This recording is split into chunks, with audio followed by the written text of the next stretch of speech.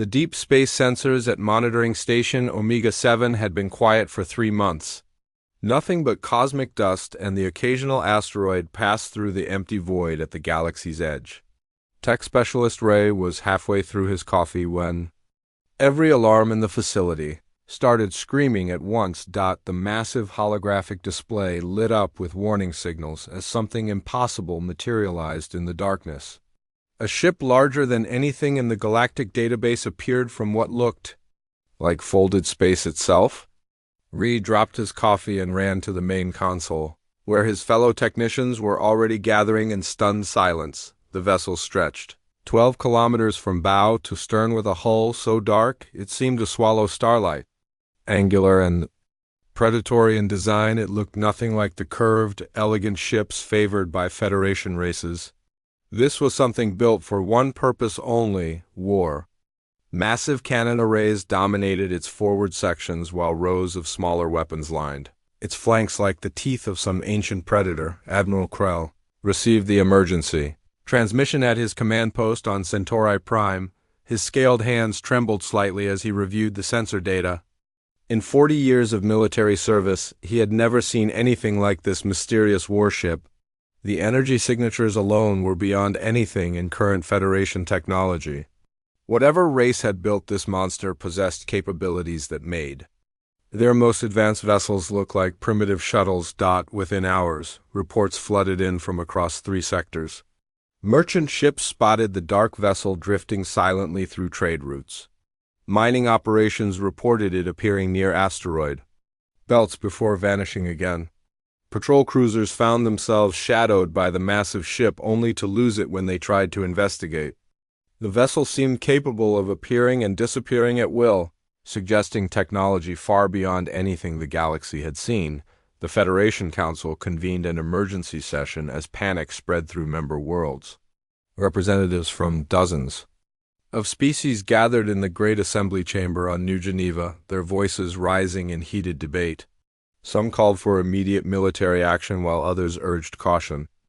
The Rigelians suggested it might be a probe from beyond the galactic rim, while the vegan colonies wondered if it could be some kind of automated dreadnought from a lost civilization. For 3 days, the mysterious ship maintained absolute silence.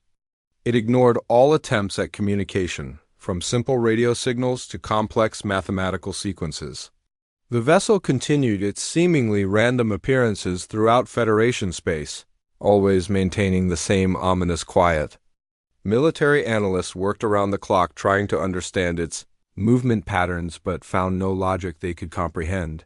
Then everything changed when the ship finally spoke. The transmission came simultaneously across all frequencies and in every known language. The message was simple, but its implications shook the foundations of galactic civilization. The dock vessel identified itself as the Terran warship Dominion and claimed to come from the mythical world called Earth. Most shocking of all, it announced that humanity had returned. The revelation sent shockwaves throughout the galaxy. Earth was legend, a world spoken of in whispers and ancient texts. The human species had supposedly been extinct for 3 centuries, wiped out in the Great Stellar Wars that had ravaged the galaxy's core systems. Their homeworld was thought to be nothing more than a burned cinder drifting somewhere in unexplored space. Yet here was proof that the stories were wrong. Humanity had not only survived, but had clearly evolved into something far more dangerous than the galaxy remembered. The Dominion itself was testament to their advancement, a warship that made the Federation's finest vessels look like toys in comparison. Historical records of humans described them as a relatively weak species. They were short-lived physically, fragile, and prone to internal conflicts that limited their expansion beyond a few dozen worlds. The old data files showed them as curious explorers and skilled traders, but hardly the stuff of galactic conquerors. What had happened in the centuries since their supposed extinction remained a terrifying mystery. The Federation's xenobiologists scrambled to analyze what little they knew about human evolution. If the species had survived in isolation for 300 years, they could have developed in ways no one could predict. Genetic manipulation, cybernetic enhancement, or even more exotic technologies could have transformed them beyond recognition. The builders of the Dominion were clearly not the same humans recorded in ancient databases. Military strategists studied every detail of their brief sensor readings, trying to understand what they were facing. The ship's weapon systems operated on principles they couldn't identify. Its propulsion left no detectable signature. Even its basic construction materials seemed to absorb sensor scans rather than reflect them. Everything about the vessel suggested a level of technological sophistication that made current Federation science look primitive. As news of humanity's return spread, old fears began to surface. Ancient texts spoke of humans as unpredictable and dangerous when threatened. They had a reputation for innovation in warfare and an uncomfortable tendency to find weaknesses in seemingly perfect defenses. If they had spent 3 centuries preparing for their return, what capabilities might they have developed? The Dominion continued its silent patrol of Federation space while the galaxy held its breath. Every appearance of the dark warship was tracked and analyzed but revealed nothing new. The humans aboard remained silent, offering no explanations for their presence or intentions. They simply watched and waited with the patience of predators studying their prey. Trade routes began to shift as nervous merchant captains avoided areas where the mysterious ship had been spotted. Military patrols increased their alert levels and requested backup whenever possible. The psychological impact of the Dominion's presence was perhaps more devastating than any weapon it might carry. An entire galaxy found itself afraid of shadows and jumping at sensor ghosts. The Federation Council remained in emergency session as they tried to formulate a response. Some members demanded immediate action while others counseled patience. The military wanted to mobilize the entire fleet, while the diplomatic corps insisted on attempting peaceful contact. Everyone agreed on one thing. They were facing something unprecedented in galactic history. As the Dominion completed another silent patrol through the outer systems, its dark hull reflecting no light, the galaxy waited for humanity's next move. 3 centuries of apparent extinction had ended with the emergence of a warship designed for total domination. Whatever the humans had become during their long absence, they had clearly not forgotten how to make the galaxy tremble at their approach. Diplomatic protocols had never been tested against a species that had supposedly been extinct for 3 centuries. The Federation's first contact, specialists found themselves in uncharted territory as they prepared to meet with the mysterious humans aboard the Dominion. Every handbook and training manual seemed inadequate when dealing with a 12-kilometer warship that could appear and disappear at will. Commander Beck of the diplomatic vessel Harmony reviewed his mission briefing for the 100th time. His ship carried the galaxy's finest ambassadors, linguists, and cultural experts from a dozen different species. They had handled first contact with everything from silicon-based hive minds to energy beings that lived in stellar coronas. Yet none of their experience seemed relevant when approaching a species that had transformed itself beyond recognition. The Harmony was dwarfed completely when it approached the human vessel. The Dominion stretched beyond their viewports like a metallic continent floating in space. Its dark hull absorbed their ship's running lights, creating an effect that made it seem more like a void in space than an actual object. The closer they got, the more apparent it became that this wasn't just a warship, but a monument to military engineering that defied everything they thought they knew about spacecraft design. Weapons batteries the size of city blocks lined the vessel's superstructure, while shield generators hummed with barely contained energy. Fighter bays opened like predatory mouths along its flanks, each one large enough to house an entire squadron of Federation interceptors. The ship's architecture spoke of a species that had spent centuries perfecting the art of destruction and was proud to display their achievements. The humans finally agreed to meet after 2 days of careful negotiations conducted through automated systems. They would send a delegation to the Harmony rather than allowing Federation representatives aboard their vessel. The message came in perfect galactic standard, though something in its phrasing suggested it was being translated from another language in real time. When the human shuttle docked with the Harmony, every sensor in the diplomatic bay went active. The small craft was as advanced as everything else in their arsenal, incorporating technologies that Federation scientists could barely comprehend. It landed with mechanical precision and sat silent for several minutes before its occupants finally emerged. The humans who stepped into the docking bay were nothing like the creatures described in historical records. Gone were the frail, short-lived beings that had supposedly been wiped out centuries ago. These humans stood tall and confident, their augmented physiology evident even through their advanced environmental suits. They moved with the fluid grace of apex predators, every gesture controlled and purposeful. Their leader introduced himself simply as Commander Stone. His voice carried the authority of someone accustomed to absolute obedience, while his eyes held an unsettling calm that suggested complete confidence in his species' superiority. When he removed his helmet, the assembled diplomats got their first clear look at what humanity had become during its long absence from galactic affairs. Stone's features were recognizably human but enhanced in subtle ways that spoke of genetic manipulation. His bone structure was more pronounced, his musculature more defined, and his reflexes clearly superhuman. Most disturbing were his eyes, which seemed to catalog every detail of his surroundings with mechanical precision. This was not the same species that had fled the galaxy. Centuries ago, the negotiations took place in the Harmony's main conference room, where representatives from every major Federation species sat around an ancient table that had witnessed countless diplomatic breakthroughs. Stone took his seat with casual confidence while his two companions remained standing behind him like living statues. The humans showed no signs of intimidation. Despite being vastly outnumbered, Stone began by correcting several misconceptions about human history.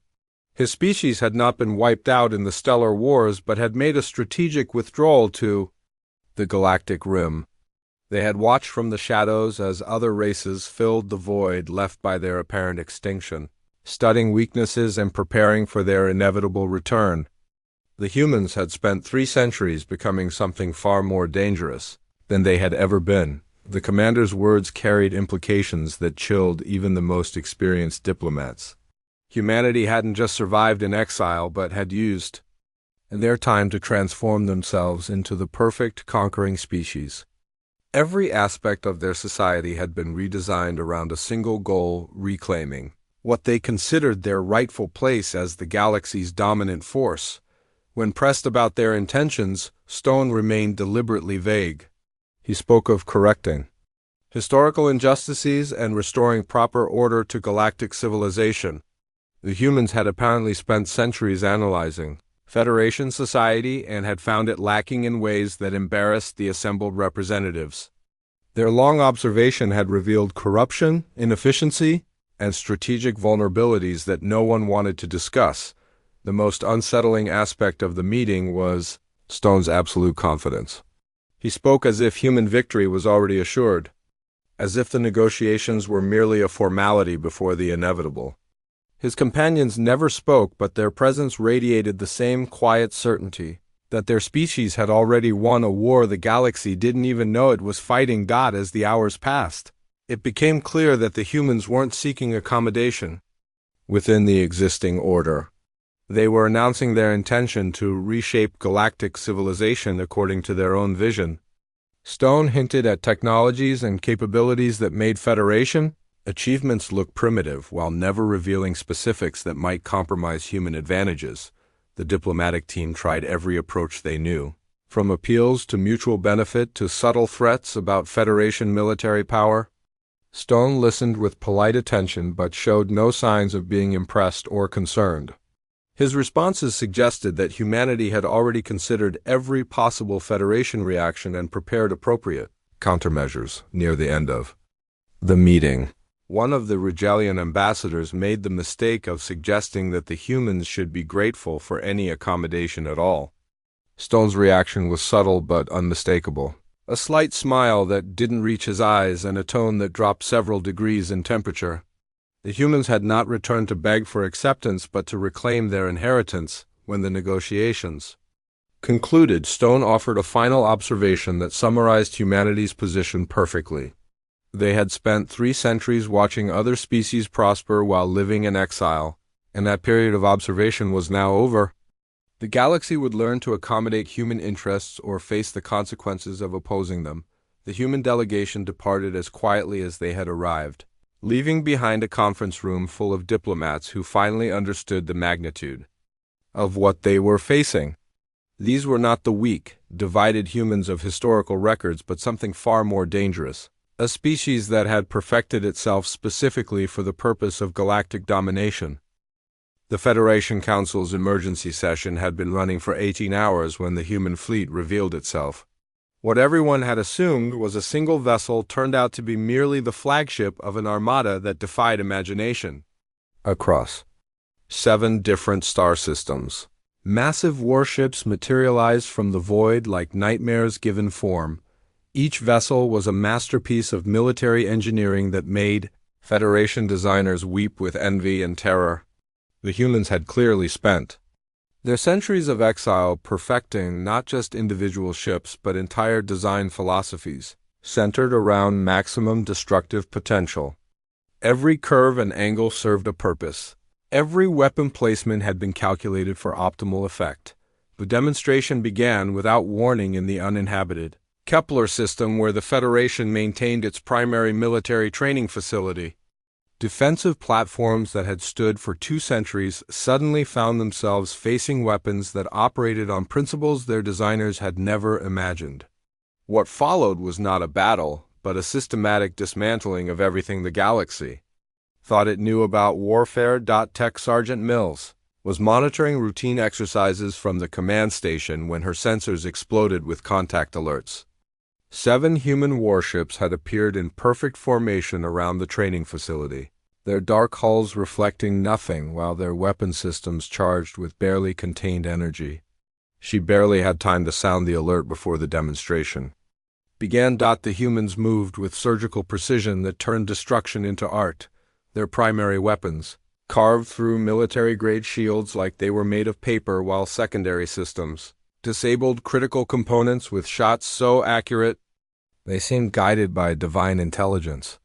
The Federation's most advanced defensive platforms crumbled under assault from technologies that made their own weapons look like primitive clubs.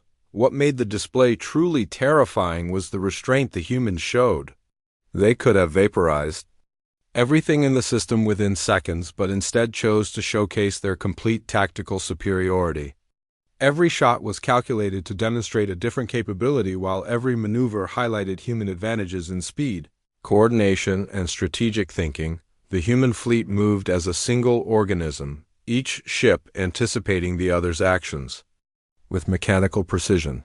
Their formation changes looked choreographed, while their targeting solutions appeared instantaneous. Fighter squadrons launched and recovered in patterns so complex that Federation tacticians would spend years trying to understand their logic. Captain Horn watched the demonstration from his patrol vessel at a supposedly safe distance. His crew stood silent at their stations as centuries of military doctrine evaporated before their eyes. The humans weren't just superior in technology, but had clearly revolutionized every aspect of space warfare during their long exile. The human weapons operated on principles that Federation science couldn't comprehend. Energy beams that seemed to ignore normal physics rules cut through armor designed to withstand stellar radiation. Missile systems deployed warheads that created localized gravity distortions capable of crushing entire battleships. Point defense networks that could track and destroy incoming projectiles moving at significant fractions of light speed. Most disturbing was the humans' apparent ability to coordinate their attacks across multiple star systems simultaneously. The 7 demonstrations happening throughout Federation space were clearly part of a single operation, suggesting communication technologies that made quantum entanglement look primitive. The implications for human intelligence gathering and strategic coordination were sobering. The demonstration at Kepler lasted exactly 37 minutes. When it was over, 2 centuries of defensive infrastructure had been reduced to expanding clouds of debris, while the human fleet remained completely undamaged. Their ships showed no signs of stress or power drain. Despite unleashing enough firepower to sterilize entire worlds, Similar scenes played out across Federation space as human warships systematically dismantled military installations that had been considered impregnable. Each demonstration followed the same pattern: sudden appearance, devastating display of superiority, then withdrawal to leave stunned survivors contemplating their new reality. The humans had transformed warfare into an exact science, creating vessels that were both beautiful and terrifying in their lethal efficiency. Their ships incorporated aesthetic elements that spoke of a species proud of their martial achievements, while every design choice served the greater goal of projecting overwhelming force. Admiral Krell received reports from all 7 demonstration sites with growing horror. His staff officers moved through their duties like sleepwalkers as they compiled damage assessments that read like casualty reports from a major war. The humans had accomplished in minutes what would have taken Federation fleets days of sustained bombardment. The psychological impact was perhaps more devastating than the physical destruction. An entire galaxy had watched their most powerful defenses rendered obsolete by weapons they couldn't understand wielded by a species they had thought extinct. Military commanders who had spent lifetimes studying warfare found their expertise. Reduced to historical curiosity, Federation analysts worked frantically to understand what they had witnessed, but the human technologies remained beyond their comprehension. Energy readings suggested power generation capabilities that should have required entire star systems to achieve. Structural analysis indicated materials that shouldn't exist according to current scientific understanding. The demonstrations ended. As suddenly as they had begun, human warships completed their displays of dominance and then simply vanished, leaving behind wreckage and traumatized witnesses. They had proven their point with characteristic efficiency and now waited for the galaxy to absorb the implications of what they had seen. Emergency broadcasts flooded subspace networks as news of the demonstrations spread. Stock markets crashed as investors realized that human technology made entire industries obsolete overnight. Military recruitment centers were overwhelmed by species seeking protection from a threat they couldn't hope to match. The Federation's greatest military minds gathered in secure facilities to analyze what little data they had collected. Every expert reached the same terrifying conclusion: the humans had spent their exile developing capabilities that rendered current galactic civilization helpless. Their demonstration had been a warning shot fired by a species that could destroy everything without breaking stride. Commander Stone's words during the diplomatic meeting now carried new weight. The humans hadn't returned to negotiate, but to announce their intentions to a galaxy that had no choice but to listen. Their fleet represented power on a scale that made resistance seem not just futile, but absurd. As reports continued flooding in from the demonstration sites, one fact became painfully clear. The mysterious human warships that had emerged from deep space were not explorers or refugees, but harbingers of a new age. They had revealed themselves as the apex predators of galactic civilization, perfectly designed for the total domination their commander had promised. The galaxy had spent 3 centuries believing humanity was extinct, while the humans had spent that same time becoming something far more dangerous than they had ever been. Their demonstration had proven that they possessed both the will and capability to reshape civilization according to their vision, and no force in known space could stop them. The Great Assembly Chamber on New Geneva had never hosted a session under such tense circumstances. Representatives from every Federation member species gathered in an atmosphere thick with fear and uncertainty as they waited for humanity's formal response to their demonstrations of power. The massive holographic displays that normally showed peaceful star charts now carried tactical assessments of human capabilities that made even veteran military officers uncomfortable. Commander Stone arrived aboard a human shuttle that landing protocols couldn't properly categorize. The craft incorporated technologies so advanced that Federation engineers abandoned their attempts to analyze its construction after their sensors returned impossible readings. It settled onto the diplomatic pad with mechanical precision that spoke of automated systems far beyond anything in current galactic use. Stone entered the assembly chamber accompanied by 2 human advisors whose presence radiated the same quiet confidence that marked all their species' interactions. They moved through the sea of alien representatives like apex predators walking among prey, showing no signs of intimidation despite being vastly outnumbered. The humans had clearly spent their centuries of exile learning to project absolute authority in any situation. The chamber fell silent as Stone approached the central podium where countless historic agreements had been negotiated. His environmental suit had been replaced by a uniform that seemed to absorb light while displaying rank insignia that suggested military hierarchies, unknown to galactic civilization. When he began speaking, his words carried the weight of a species that had spent 3 centuries preparing for this moment. Humanity's terms were presented with the same clinical precision that had marked their military demonstrations. Stone announced that his species claimed immediate sovereignty over 12 star systems, including the most strategically important trade routes and resource-rich worlds in Federation space. The selections had clearly been made after detailed analysis of galactic commerce and revealed an understanding of economic warfare that impressed even seasoned trade negotiators. The humans demanded representation on the Federation Council proportional to their military strength rather than their population, effectively giving them veto power over all major galactic decisions. They insisted on the right to establish security zones throughout Federation space, where human law would supersede local regulations.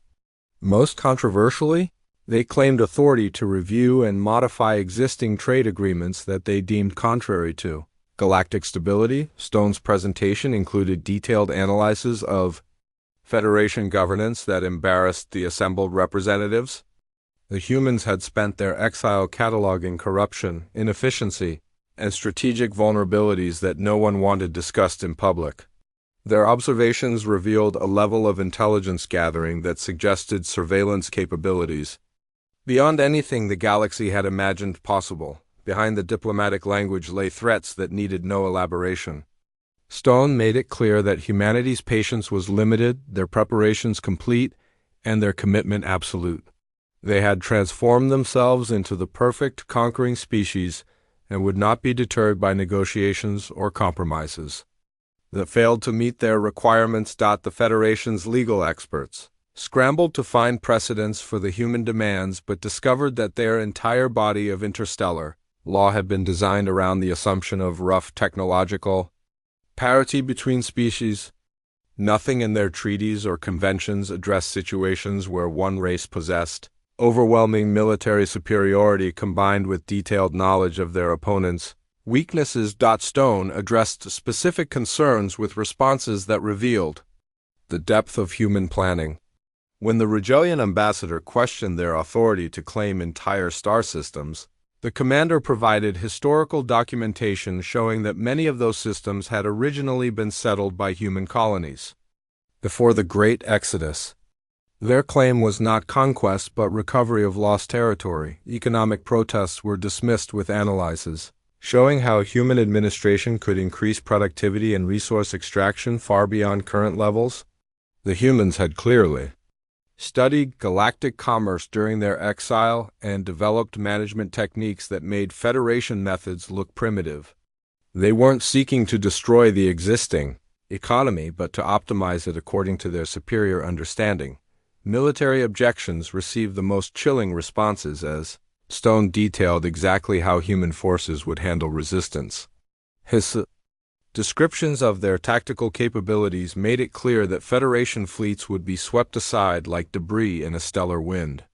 The demonstrations had been warnings fired by a species that possessed firepower capable of sterilizing entire sectors without strain. The human commander's most unsettling quality was his absolute certainty that resistance was futile.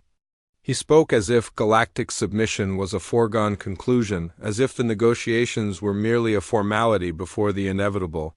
His confidence wasn't arrogance, but the calm assurance of a predator that had already cornered its prey. When pressed about their long-term intentions, Stone revealed fragments of humanity's vision for galactic civilization.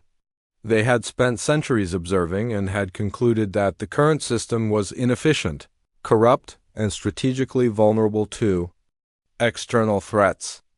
human administration would eliminate these weaknesses while maximizing the potential of every species and world. The humans presented themselves not as conquerors but as saviors arriving to rescue galactic civilization from its own inadequacies.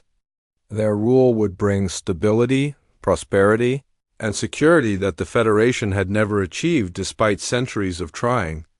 The fact that this salvation came at the point of a gun was apparently irrelevant to their calculations. Stone's advisors remained silent throughout the presentation, but their presence reinforced every threat their commander made. They stood like living weapons awaiting orders, their augmented physiology evident even through their advanced uniforms.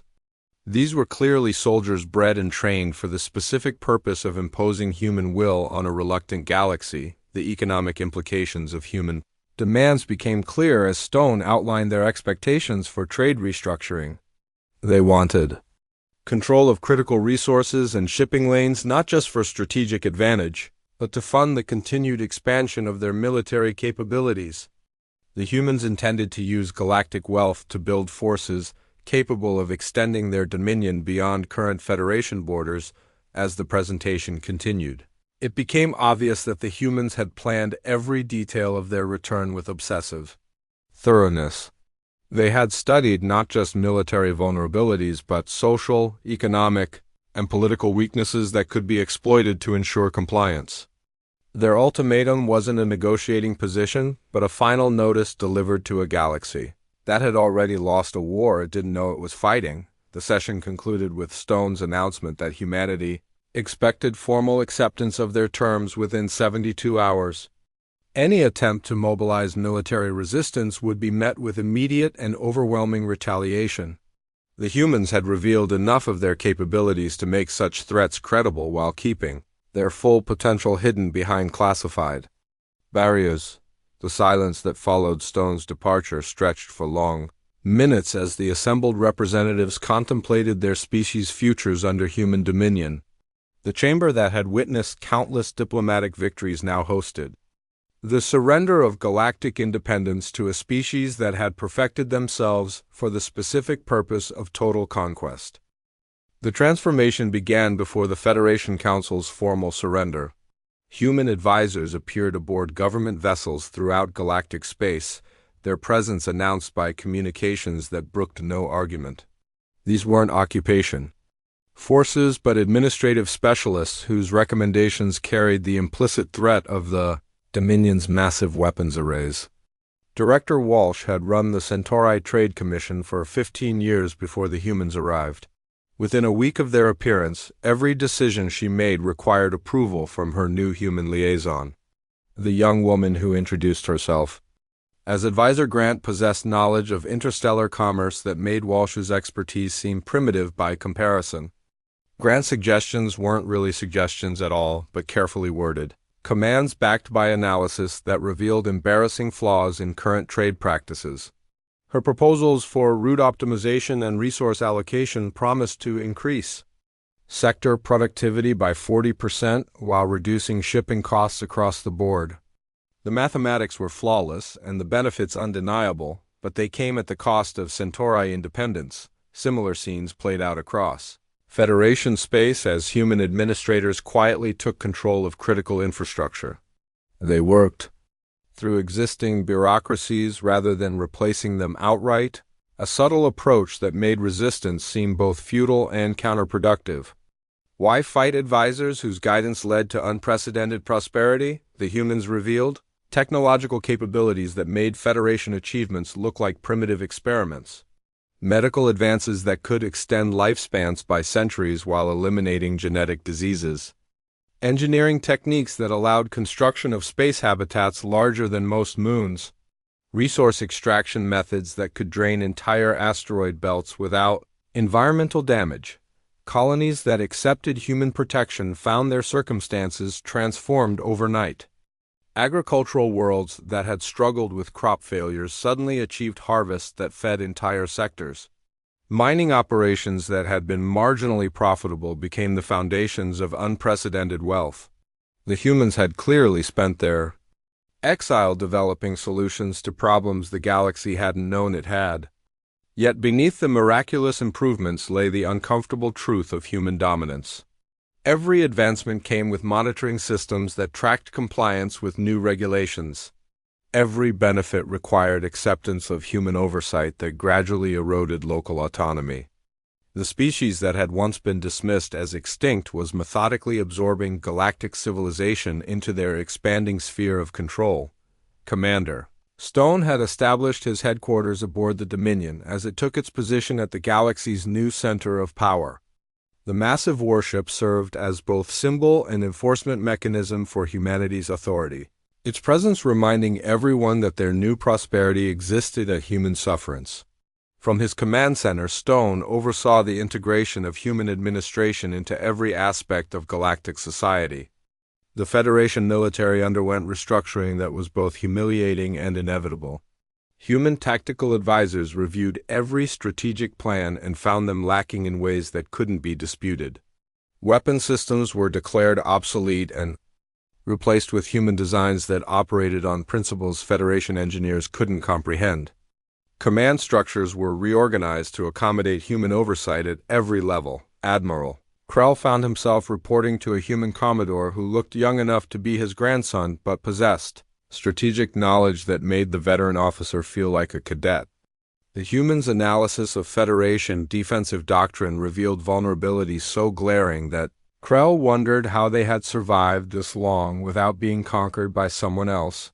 Trade routes shifted to accommodate human interests as merchant. Captains discovered that cooperation brought unprecedented profits while resistance led to mysterious equipment failures. Human patrol ships appeared along major shipping lanes, their advanced sensors capable of tracking vessels across multiple star systems. Piracy virtually disappeared overnight as criminals learned that human justice was both swift and final. The psychological transformation was perhaps more complete than the political one. Species that had ruled themselves for millennia found themselves deferring to human judgment on matters they had once considered their exclusive domain. The humans possessed knowledge and capabilities that made arguments seem not just futile but embarrassing. Stone's vision of efficient galactic administration became reality as human systems replaced the corrupt and inefficient Federation bureaucracy. Decisions that had once required months of committee deliberation were now implemented within days. Resources flowed to where they were needed most rather than where political influence was greatest. The galaxy became more prosperous than it had ever been. Even as it lost its freedom, the humans revealed themselves as master psychologists who understood exactly how to make conquest feel like liberation. They provided benefits that no rational being could refuse while gradually eroding the independence that made refusal possible. Their subjects prospered under human rule while losing the ability to imagine alternatives. Scientific advancement accelerated as human researchers shared technologies that revolutionized everything from stellar engineering to biological enhancement. Medical centers equipped with human devices could perform miracles that made previous treatments look like primitive folk remedies. Universities gained access to databases that contained knowledge accumulated over centuries of human development. Yet every advancement came with subtle modifications that served human interests. Medical treatments included genetic markers that could be tracked across generations. Educational programs emphasized human history and values alongside technical knowledge. Even entertainment began reflecting themes of human superiority disguised as inspiring stories of cooperation. The integration process moved with mechanical efficiency that spoke of centuries of planning. Human administrators knew exactly which pressure points to manipulate and which incentives would produce desired behaviors. They had studied galactic society during their exile and now applied that knowledge with surgical precision. Stone's transformation from mysterious commander to galactic administrator was complete as he adapted his methods to peacetime governance. The same tactical brilliance that had made human military forces unstoppable now optimized civilian systems with equally impressive results. His enemies had become his subjects without ever fighting a proper war. The Federation Council continued to meet, but their deliberations had become mere theater performed for the comfort of species, unwilling to admit their subjugation. Real decisions were made by human administrators who understood galactic needs better than the beings they governed. Democracy had been replaced by competent authoritarianism that delivered results no elected government could match. As months passed, resistance movements that had initially formed to oppose human rule found themselves without popular support. The humans had made life better for ordinary beings while eliminating the corruption and inefficiency that had plagued Federation governance. Why fight rulers who delivered prosperity and security that previous governments had only promised? The mysterious emergence of the human warship Dominion had accomplished exactly what its commander had intended. Not through mindless destruction, but through the systematic application of overwhelming superiority in every field that mattered. Humanity had spent 3 centuries preparing for their return and now ruled a galaxy that had forgotten what independence felt like, the dark vessel that had once struck terror into. Federation hearts now served as the mogul capital of a new galactic order. Its weapons remained ready, but were no longer needed as the galaxy adapted to human dominance. The species that had vanished in apparent extinction had returned to claim their inheritance, and no force in known space possessed the capability to deny them what they had taken.